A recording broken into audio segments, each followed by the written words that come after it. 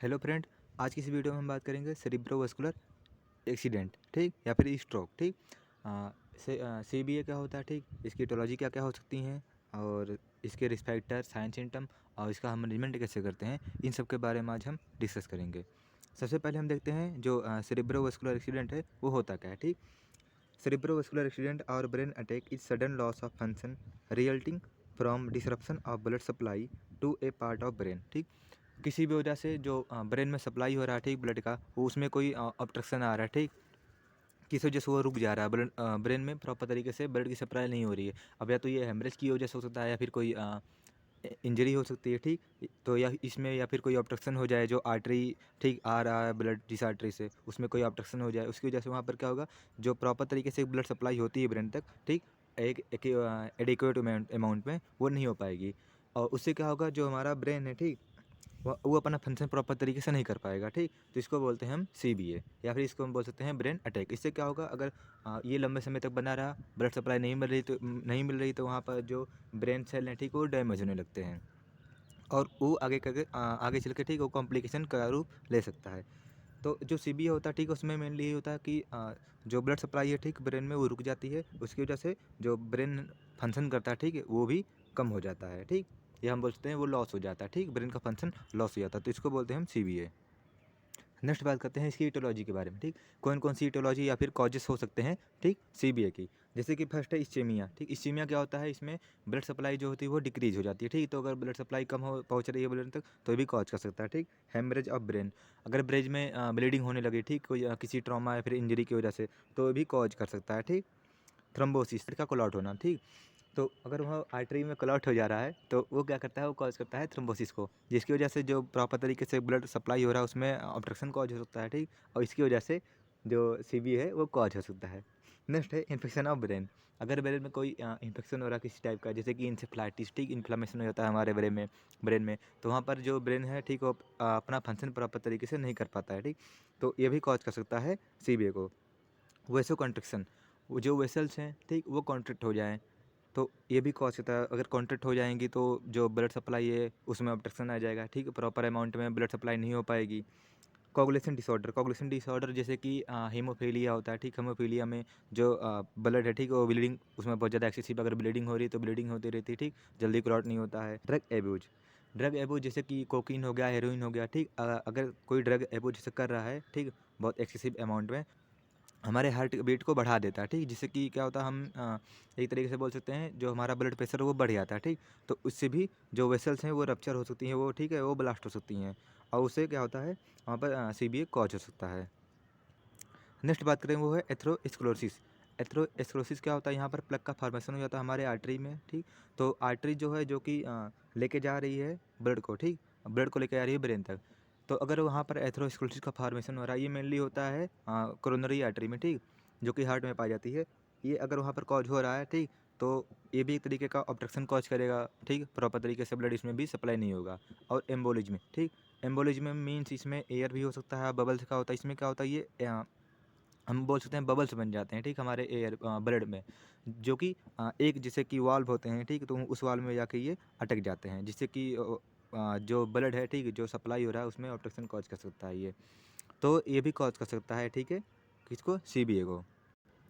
Next बात करते हैं कौन कौन से रिस्क फैक्टर हो सकते हैं, ठीक है, जो कि बढ़ावा दे सकते हैं, ठीक है, CBA होने के चांसेस को उसमें बढ़ सकते हैं। जैसे कि हाइपरटेंशन कॉज कर सकता है, ठीक। जो हाइपरटेंशन, उसमें क्या होगा, जो हमारी ब्लड वेसल्स है उसमें बहुत ज़्यादा प्रेशर पड़ेगा, ठीक, तो उससे कॉज हो सकता है CBA। कार्डियोवास्कुलर डिसीज, कोई कार्डियोवास्कुलर डिसीज जैसे कि हाइपरटेंशन ही हो गया, ठीक, ये भी एक टाइप का कार्डियोवास्कुलर डिसीज है, या फिर और कोई है, ठीक। डायबिटीज मेलाइटस, ठीक, डायबिटीज मेलाइटस अगर हो रहा है तो भी कॉज कर सकता है। और एल्कोहलिज्म या फिर स्मोकिंग, ठीक, जो पर्सन है वो बहुत ज़्यादा अल्कोहल का यूज कर रहा है या फिर बहुत ज़्यादा सिगरेट स्मोकिंग कर रहा है तो ये भी कॉज कर सकता है। माइग्रेन हेडेक, ठीक, ये भी एक रिस्क फैक्टर के तौर पे ठीक हो सकता है, अगर बार बार उसे माइग्रेन हेडेक हो रहा है, ठीक, बहुत लंबे समय तक, या फिर रिकरेंट यूज होते रह रहा है, ठीक, तो भी कॉज होता है। और ओबिसिटी, ठीक, ओबिसिटी भी एक रिस्क फैक्टर हो सकता है। ओरल कॉन्ट्रासेप्टिव, ठीक, कॉन्ट्रासेप्टिव, ओरल कॉन्ट्रासेप्टिव क्या होता है, इससे क्या होता है, जो हार्ट की डिसीज़ होती है, ठीक, इसके चांसेस बढ़ जाते हैं। अगर जो फीमेल है, ठीक, अगर वो बहुत ज़्यादा ओरल कॉन्ट्रासेप्टिव का यूज कर रही है तो उससे क्या होता है, उसे जो कार्डियोवास्कुलर डिसीज़ होने के चांसेस रहते हैं वो बढ़ जाते हैं और वो आगे चल के CBA कॉज कर सकता है, ठीक, या फिर उसे रिस्क रहता है CBA होने का। स्ट्रेस अगर कोई पर्सन है, ठीक, वो बहुत ज़्यादा स्ट्रेस की कंडीशन में रह रहा है तो वो भी कॉज कर सकता है, ठीक, CBA को। एज अबव 40 ईयर्स, और जो एक एज है, ठीक है, वो भी एज हम एक रिस्क फैक्टर के तौर पे ले सकते हैं, ठीक। अगर पर्सन है जो 40 ईयर्स से अबव जा रहा है, ठीक, तो उसमें क्या होती है, जो हमारी सेल है या फिर ऑर्गन, उनका फंक्शन डिक्रीज होने लगता है, ठीक। और तो बहुत सारे चेंजेस होते हैं, ठीक है, एज के अकॉर्डिंग, तो वो कॉज कर सकता है CBA को।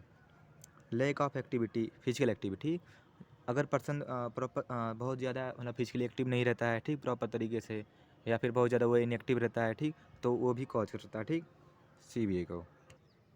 नेक्स्ट बात करते हैं इसके टाइप के, ठीक। जो CBA, ठीक, वो कितने टाइप का हो सकता है। तो फर्स्ट है इस्चेमिक, ठीक, स्ट्रोक। इस्चेमिक स्ट्रोक, ठीक, नाम से ही क्लियर कि यहाँ पर क्या होगा, ब्लड सप्लाई की कमी होगी, ठीक, इसकी वजह से जो है इस्चेमिया तो इस्चेमिक स्ट्रोक हो रहा है। About 80% of stroke are ischaemic stroke, जो केसेस होते हैं, ठीक, CBA की, ठीक, उनमें जो केसेस में नॉर्मल पाया गया है, ठीक, जो 80% केसेस होते हैं, ठीक, स्ट्रोक के, वो क्या होते हैं, किसी वजह से वो इस्चेमिया की वजह से होते हैं, ठीक, या फिर वो इस्चेमिक स्ट्रोक होते हैं। Ischemic stroke occurs when the artery to your brain become narrowed or blocked, causing severely reduced blood flow, ठीक। इसमें क्या होता है, जो इस्चेमिक स्ट्रोक इसमें मेनली होता है, जो हमारी आर्टरी हैं, ठीक, उस वो ब्लॉक हो जाती हैं, ठीक है, फिर वो बहुत ज़्यादा सिकुड़ जाती हैं, ठीक है, नैरो हो जाती हैं, जिसकी वजह से जो ब्लड फ्लो है, ठीक है, वो रिड्यूज हो जाता है, ठीक, या फिर वो कम हो जाता है। प्रॉपर तरीके से जो एडिक्वेट मात्रा में जो ब्लड सप्लाई चाहिए, ठीक, वो नहीं हो पाती है, ठीक, ब्रेन तक नहीं पहुँच पाती है, इसकी वजह से वहाँ पर इस्चेमिक स्ट्रोक होता है, ठीक। इसको हम बोलते हैं जहाँ पर, क्योंकि जब ब्लड ब्लड फ्लो कम हो जाता है किसी टिश्यू में, तो उसको हम बोलते हैं इस्चीमिया, ठीक। तो अगर ऐसा हो रहा है, ठीक, जो ब्लड फ्लो है उसके उसके कम होने की वजह से अगर वहाँ पर स्ट्रोक हो रहा है, तो उसको बोलते हैं हम इस्चेमिक स्ट्रोक, ठीक। Most common in thrombotic stroke, embolic stroke, ठीक, ये दो टाइप के होते हैं, ठीक। फर्स्ट है थ्रोम्बोटिक स्ट्रोक और embolic stroke. Thrombotic stroke means जो ये थ्रोम्बस के फार्मेशन की वजह से हो रहा है, ठीक, जो आर्टरी है उसमें थ्रोम्बस का फार्मेशन हो जा रहा है, ठीक, थ्रोम्बोसिस हो जा रही है, उसकी वजह से वहाँ पर स्ट्रोक हो रहा है, वो कॉज कर रहा है, ठीक, तो उसको बोलते हैं हम thrombotic stroke. And next is embolic stroke. Embolic stroke क्या होता है, ठीक है, इसमें मेनली एम्बोलस का फॉर्मेशन हो जाता है। एम्बोलस जो होता है, ठीक, ये क्या होता है, ये हमारे ब्लड फ्लो में फ्लो करता रहता है, ठीक, एक तरीके से क्लॉट ये भी होता है, लेकिन ये जो थ्रोम्बोसिस की तरह, थ्रोम्बोसिस क्या होता है, इसके वाल पे, ठीक, वहाँ पर क्लॉट होता है, लेकिन जो एम्बोलस में होता है, ठीक, ये भी एक तरीके से क्लॉट ही होता है, कह सकते हैं, या फिर इसमें बबल्स, या ठीक, ये बबल्स एयर का भी हो सकता है, ठीक, ब्लड का भी हो सकता है, या फिर और भी कोई चीज़ हो सकती है, ठीक। तो ये ब्लड के थ्रू, ठीक, मतलब ब्लड में ही वो फ्लो करती रहती है, ठीक है, आर्टरी में ही, और ये कहीं पर जाके जैसे कोई ऑब्स्ट्रक्शन आता है, ठीक, वहाँ पर ये रुक जाती है, ठीक, और ये फर्दर वहाँ पर ऑब्स्ट्रक्शन कॉज करती है। तो अगर एम्बोलस की वजह से वहाँ पर फॉर्म ये CBA हो रहा है, ठीक, तो उसको बोलते हैं एम्बोलिक स्ट्रोक। नेक्स्ट बात करते हैं, जो कि हमारा सेकंड टाइप है, वो है हेमरेजिक स्ट्रोक, ठीक। हेमरेजिक स्ट्रोक मीन्स यहाँ पर नाम से ही क्लियर है, ठीक, ये भी क्या हो रहा है, ये हेमरेज की वजह से हो रहा है। हेमरेज की वजह से क्या हो रहा है, ब्लड लॉस हो जा रहा है, जिसकी वजह से प्रॉपर अमाउंट में ब्लड सप्लाई नहीं हो पा रही है। It occurs when a blood vessels in brain leak और रप्चर्स, ठीक। Brain haemorrhage can lead from result from many condition that affect blood vessels. ये क्या होता है, ठीक, जब हाँ जो ब्लड वेसल्स है, ठीक, जो कि ब्रेन तक सप्लाई पहुंचाती है, ठीक, ब्लड का सप्लाई कर रही है, उसमें कोई जैसे कि वो रप्चर हो जाती है या फिर वो लीक होने लगती है, ठीक, तो उसकी वजह से क्या होता है, वहाँ पर प्रॉपर तरीके से ब्रेन तक ब्लड सप्लाई नहीं पहुँच पाती है, ठीक। और ये इसमें जो ब्रेन हेमरेज है, ठीक, वो भी वो किसी भी वजह से हो सकता है, जैसे कि बहुत सारी कंडीशन जिसमें कि ब्लड वेसल्स हमारी इफेक्ट हो जाती हैं, जैसे कि हमने देखा था रिस्पेक्टर, ठीक है, हाइपरटेंशन का हो गया था, ठीक। हाइपरटेंशन में क्या होता है, जो हमारी आर्टरी हैं, ठीक है, वो सेल्स हैं, उसमें बहुत ज़्यादा प्रेशर पड़ता है, ठीक, उन पे, जिसकी वजह से वो रप्चर हो सकती हैं, ठीक। तो और ये डायबिटीज मेलाइटस है, ठीक, तो और भी बहुत सारी हैं, ठीक। तो ऐसी कुछ कंडीशन होती हैं जिनमें क्या होता है, हमारा ब्लड वेसल्स, ठीक, वीक हो जाता है और वो रप्चर हो जाता है, जिसकी वजह से वहाँ पर ब्लीडिंग होने लगती है, ठीक है, हमारे ब्रेन में, और ये कॉज कर सकता है, ठीक है, स्ट्रोक को। इसके भी कुछ टाइप होते हैं, जैसे कि कॉमन हेमरेजिक स्ट्रोक। इसमें फर्स्ट है इंट्रा सेरिब्रल हेमरेज, ठीक। इंट्रा सेरिब्रल मीन्स इसमें जो ब्रेन है, ठीक है, ब्रेन में हेमरेज हो रहा है, ठीक, तो उसको बोलते हैं इंट्रा सेरिब्रल हेमरेज, ठीक। अगर वो हेमरेज जो ब्लीडिंग हो रही है, ठीक, वो क्या हो रहा होगा, अगर ब्रेन में हो रहा है, तो उसको बोलते हैं इंट्रा सेरिब्रल हेमरेज, ठीक। स्क्वानाइड हेमरेज, सब ऑर्गेनाइड, ये जो लेयर होती है, ठीक है, मेनिंजेस जो लेयर होती है, इसका एक लेयर होता है ये, ठीक। तो ब्रेन और जो ब्रेन को कवर कर रहा है, ठीक है, अगर इन दोनों के जो बीच में स्पेस होता है, अगर वहाँ पर ब्लीडिंग हो रही है, ठीक, वहाँ पर ब्लीडिंग हो जा रही है किसी भी वजह से, तो उसको बोलते हैं हम सब आर्कनॉइड हेमरेज।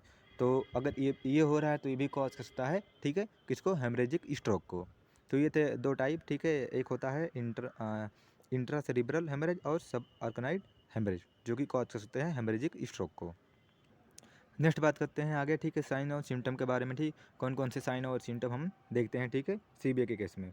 हेमीफिलीजिया, ठीक, हेमीफिलीजिया क्या होता है, इसमें हमारा ठीक वन साइड बॉडी का ठीक उसमें पैरालिसिस हो सकता है, ठीक, वो उसमें कोई मूवमेंट नहीं होगा, ठीक, उस पार्ट में, ठीक, तो वो होता है हेमीफिलीजिया। मीन्स इसमें जो हमारी हाफ बॉडी होती है, ठीक, वो एक तरीके से पैरालाइज हो जाती है, ठीक, ये होता है हेमीफिलीजिया। तो ये भी हमें देखने को मिल सकता है, क्योंकि हम हमारे ब्रेन में प्रॉपर तरीके से ब्लड सप्लाई नहीं हो रही है, जिसकी वजह से वहाँ पर जो ब्रेन का फंक्शन है वो नहीं होता है, जो कि कॉज करता है हेमीप्लेजिया को।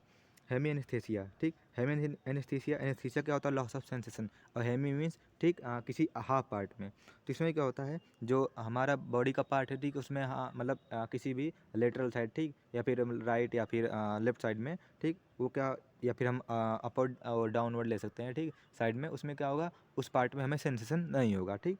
तो हेमी एनेस्थीसिया भी हो सकता है, जिसमें कि हम जो कि टच करेंगे तो वहाँ पर कोई भी सेंसेशन नहीं होगा उस पार्ट में। और कॉटरी फ्लेसिया, ठीक, कॉटरी फ्लेसिया इसमें क्या होता है, जो हमारी फोर लिम्स हैं, ठीक, उनमें पैरालिसिस हो सकता है, ठीक, उसमें कोई मूवमेंट नहीं होगा। विजन लॉस हो सकता है, ठीक, विजन लॉस होता है जिसकी वजह से जो पर्सन है वो ब्लाइंड हो सकता है, ठीक। और कॉमा, ठीक, कॉमा में जा सकता है पेशेंट। और सीवियर हेडेक, और उससे सीवियर हेडेक भी हो सकता है। नेक्स्ट इज मेमोरी लॉस, ठीक, मेमोरी लॉस हो सकता है पर्सन का, क्योंकि जो ब्रेन है, ठीक, वो भी एक तरीके से कॉग्निटिव प्रोसेस बहुत सारे का वर्क करता है, ठीक है।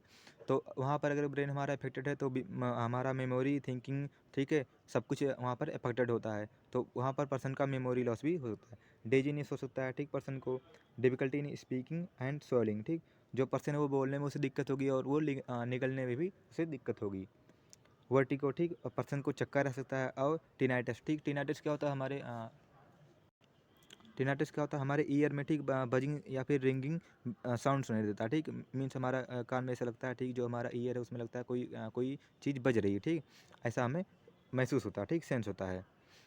नेक्स्ट इज एटेक्सिया, ठीक, एटेक्सिया क्या होता है, इसमें जो ये एक तरीके से हम बोल सकते हैं, इसमें बैलेंस डिसऑर्डर होता है, ठीक, एक तरीके से डिफेक्टिव मस्कुलर कोऑर्डिनेशन। इसमें जो होता है मेनली जो हमारी मसल से चीज़ है उसमें कोऑर्डिनेशन नहीं रहता है, और ये यहाँ पर प्रॉपर तरीके से जो बॉडी बैलेंस बना के रखती है वो नहीं हो पाता है, ठीक, उसको हम बोलते हैं एटेक्सिया। लैक ऑफ अवेयरनेस, ठीक, जो पर्सन है वो अपने सराउंडिंग के अकॉर्डिंग वहाँ पर अवेयर नहीं रहेगा, ठीक, हम बोल सकते हैं इसमें अनकॉन्शियस, इसको बोल सकते हैं, ठीक, पेशेंट को। नोजिया रोमेटिंग हो सकता है, क्योंकि जो ब्रेन है, ठीक, उसमें प्रेजेंट होता है सीटीजेड सेंटर प्रेजेंट होता है, ठीक, तो उससे क्या अगर वो भी अगर अफेक्टेड हो रहा है तो वहाँ पर नोजिया रोमेटिंग हो सकता है, ठीक। तो ये था कुछ साइन और सिम्टम जो कि हम देख सकते हैं सीबीए के पेशेंट में। नेक्स्ट बात करते हैं डायग्नोस्टिक इवैल्यूएशन के बारे में, ठीक, कौन कौन सी डायग्नोसिस और इवैल्यूएशन हम कर सकते हैं सीबीए के केस में। हिस्ट्री कलेक्शन, हम पेशेंट का हिस्ट्री कलेक्शन ले सकते हैं, ठीक, हिस्ट्री कलेक्शन में उसे कोई जैसे कि पुरानी डिसीज, कोई कार्डियोवास्कुलर की डिसीज तो नहीं रही है, ठीक, या फिर उसे हाइपरटेंशन का शिकार रहा हो वो, ठीक, या फिर वो बहुत ज़्यादा ओबेस रहा हो, ठीक, ये सब हम देख सकते हैं, ठीक, या फिर वो फिजिकली एक्टिव नहीं है पर्सन, तो ये सब फिजिकल हिस्ट्री कलेक्शन में हम ले सकते हैं। फिजिकल एग्जामिनेशन हम कर सकते हैं पेशेंट का, ठीक, उसे कॉन्शियसनेस है कि नहीं, ठीक, कौन कौन से चेंजेस हुए हैं पर्सन में, बिहेवियरल चेंजेस कौन कौन से, ठीक है, तो ये सब हम फिजिकल एग्जामिनेशन में कर सकते हैं, ठीक। और उसका विजन है कि नहीं, विजन लॉस हुआ है, ठीक, अगर ऐसा हुआ है विजन लॉस हुआ है तो वो भी हम फिजिकल एग्जामिनेशन में कर सकते हैं। सीटी स्कैन और एमआरआई, ठीक, हम सीटी स्कैन कर सकते हैं, ठीक, हेड का, और एमआरआई भी कर सकते हैं। एंजियोग्राफी, ठीक, एंजियोग्राफी क्या होता है, एक तरीके का ये भी एक्सरे होता है, इसमें हम मेनली जो हमारी ब्लड वेसल्स होती हैं, ठीक, उनको विजुलाइज करते हैं, ठीक, जिससे कि अगर कोई ब्लड वेसल में कोई ऑब्स्ट्रक्शन कॉज हुआ है, ठीक, तो वो हमें विजुलाइज हो सकता है और उसके बाद हम उसका ट्रीटमेंट कर सकते हैं, ठीक, तो एंजियोग्राफी हम कर सकते हैं। CSF एनालिसिस, ठीक है, हम CSF का एनालिसिस कर सकते हैं, ठीक, जैसे कि कोई उसमें कोई इन्फेक्शन तो नहीं कॉज हुआ जो कि कॉज कर सकता है, जो कि कॉज कर रहा है मीन्स सीबीए को, तो इसलिए हम CSF एनालिसिस कर सकते हैं। एक्सरे ऑफ स्कल, और हम स्कल का एक्सरे भी कर सकते हैं, जैसे कि कोई इंजरी हुई है, ठीक, कोई ट्रॉमा हुआ उसकी वजह से वो कॉज हो रहा है सीबीए, ब्लड लॉस हुआ है, तो वहाँ पर हम सीबीए करते हैं, सॉरी एक्सरे कर सकते हैं, ठीक है, स्कल का। और ब्लड टेस्ट, ठीक, ब्लड टेस्ट कोई प्रकार का इन्फेक्शन है या फिर कोई जैसे कि एनीमिया है, ठीक, तो ये सब हमें पता चल सकता है, तो उसके लिए हम करते हैं ब्लड टेस्ट। नेक्स्ट बात करते हैं मैनेजमेंट, ठीक, इसका हम मैनेजमेंट कैसे करते हैं। फर्स्ट है मेडिकल मैनेजमेंट, ठीक, उसमें हम देंगे कन्वल्सेंट, ठीक, एंटी कन्वल्सेंट या फिर हम इसको बोल सकते हैं एंटी सीजर भी बोल सकते हैं, जिससे कि पर्सन को सीजर भी आ सकता है, ठीक। और तो वहाँ पर हम देते हैं एंटी कन्वल्सेंट, ठीक, जिससे क्या होता है जो पर्सन को एपिलेप्सी हो रही है, ठीक, या फिर जो उसे सीजर का प्रॉब्लम है, ठीक, वो कम हो सकता है। एंटी प्लेटलेट, ठीक, हम एंटी प्लेटलेट देंगे जिससे कि जो क्लॉट हो रहा है, ठीक, जो प्लेटलेट का फॉर्मेशन हो रहा है जिसकी वजह से वहाँ पर थ्रोम्बस का हम बोल सकते हैं फॉर्मेशन हो रहा है, उसको हम कम कर सकते हैं। एंटी स्पाज्मोडिक, ठीक, स्पाज्म जो हो रहा है मसल्स में, ठीक, जैसे कि एटेक्सिया हो रहा है या फिर और भी बहुत चीज़ें होती हैं, तो अगर जो मसल्स है उसमें बहुत ज़्यादा स्पाज्म हो रहा है, ठीक, या फिर मसल्स में, ठीक, तो उसको कम करने के लिए वहाँ पर हम एंटी स्पाज्मोडिक देंगे। एंटीकोगुलेंट थेरेपी, हम वहाँ पर एंटीकोगुलेंट थेरेपी देंगे, जैसे कि इसमें मेनली हेपेरिन देंगे, जिससे कि जो ब्लड, ठीक, वो बहुत ज़्यादा हम बोलते हैं विस्कस हो गया है, तो वो कम होगा, ठीक, उसको हम कम कर सकते हैं, ठीक। और जो सीबिया का चांसेस, ठीक, उसको हम कम कर सकते हैं या फिर इसको हम ट्रीट कर सकते हैं।